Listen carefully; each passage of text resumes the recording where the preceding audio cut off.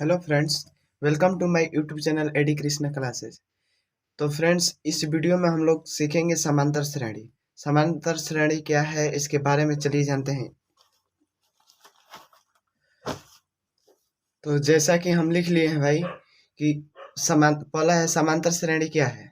तो देखिए, समांतर श्रेणी को शॉर्ट में कहा जाता है एपी। क्या कहा जाता है? एपी। और एपी का फुल फॉर्म होता है अरिथमेटिक प्रोग्रेशन। क्या होता है?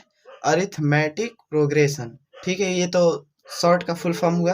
अब देखिए, एपी या समांतर श्रेणी किसे कहते हैं, परिभाषा लिख लिए यहाँ पर हम कि एक समांतर श्रेणी संख्याओं की एक ऐसी सूची है। सूची का मतलब ग्रुप बोला जाता है, जिसमें प्रत्येक पद जो है वो पहले पद के अतिरिक्त होगा। अपने पद में एक निश्चित संख्या के जोड़ने पर प्राप्त होता है। ठीक है, ये परिभाषा हो गया। चलिए एक एग्जाम्पल के द्वारा समझते हैं। जैसे कि हम लिख रहे हैं यहाँ पर एपी में 2 4 6 8 डॉट डॉट डॉट। अब ये देखना है, ये एपी, ये तो एपी ठीक है। अब इसका जो सर्वांतर है, देखिए वो निश्चित संख्या आ रहा है कि नहीं। मतलब कि 2 और 4 के बीच का अंतर कितना है? 2 और 4 के बीच का अंतर 2 हो गया। फिर 4 और 6 के बीच का अंतर 2 हो गया। 6 और 8 के बीच का अंतर 2 हो गया। मतलब कि कह सकते हैं यह परिभाषा के अनुसार यह एपी है। क्यों है?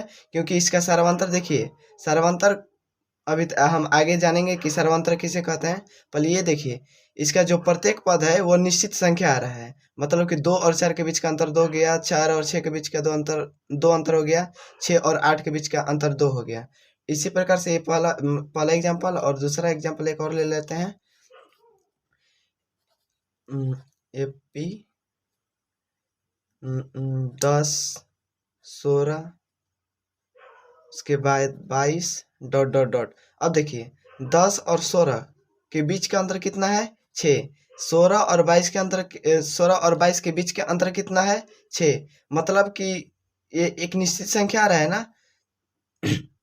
निश्चित संख्या आ रहा है, मतलब हम लोग कह सकते हैं या इसे समांतर श्रेणी कह सकते हैं। अगला है सारवंतर। सारवंतर किसे कहते हैं? तो देखिए, सारवंतर का भी परिभाषा लिख लिए हैं। किसी एपी के निश्चित संख्या एपी का सर्वांतर कहलाती है। क्या कहलाती है? किसी एपी की निश्चित संख्या एपी का सर्वांतर कहलाती है। यह धनात्मक भी हो सकता है, ऋणात्मक भी हो सकता है तथा शून्य भी हो सकता है। देखिए, चलिए नहीं, पहले देख लीजिए। हो सकता है, इसे किसके द्वारा सूचित किया जाता है? तो इसे डी द्वारा सूचित किया जाता है। हो गया। तो चलिए एग्जाम्पल के द्वारा समझते हैं हम लोग। यहाँ पर लिख लेते हैं हम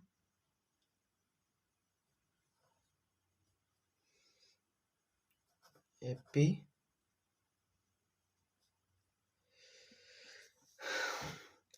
एपी लिख रहे हैं 4 8 12 16 डॉट डॉट डॉट।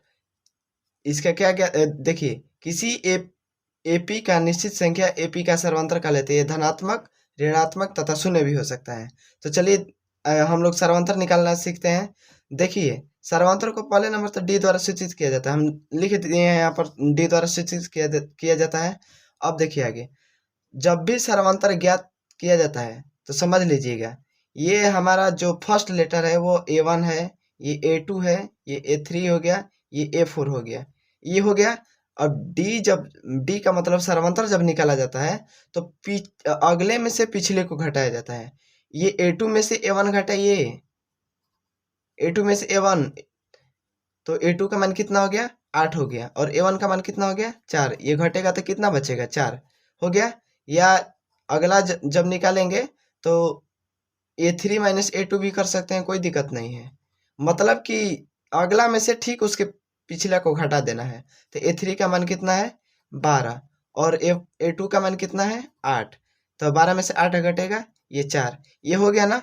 पहला है कि यह धनात्मक हो सकता है, डी का मान धनात्मक हो गया ना। अब चलिए आगे ऋणात्मक भी देख लेते हैं।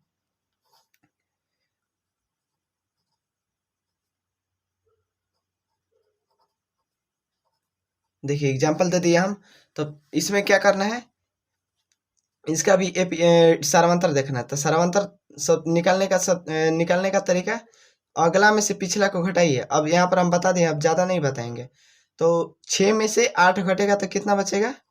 यहाँ पर -2 बच जाएगा। तो देखिए सर्वांतर ऋणात्मक में भी आ गया, धनात्मक में भी हो गया। अब बचे क्या? शून्य। शून्य कब होगा? देख लीजिए, यहाँ पर दे रहे हैं और एक एग्जाम्पल।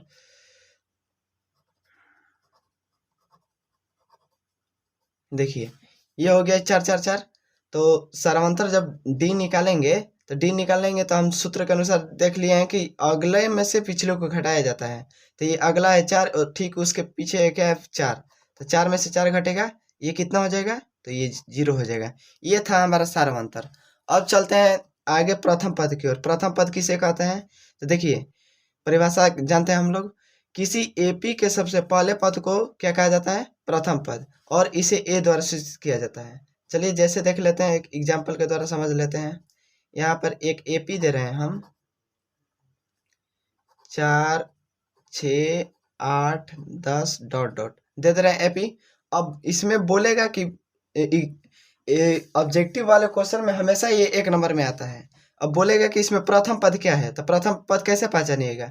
हम बताएं परिभाषा के अनुसार समझ लीजिए। किसी एपी के सबसे पहले पद को, तो सबसे ये एपी हो गया, तो सबसे पहला पद क्या हुआ? 4 हुआ। तो यहाँ पर हम कर सकते हैं a = 4। तो ये हो गया हमारा प्रथम पद।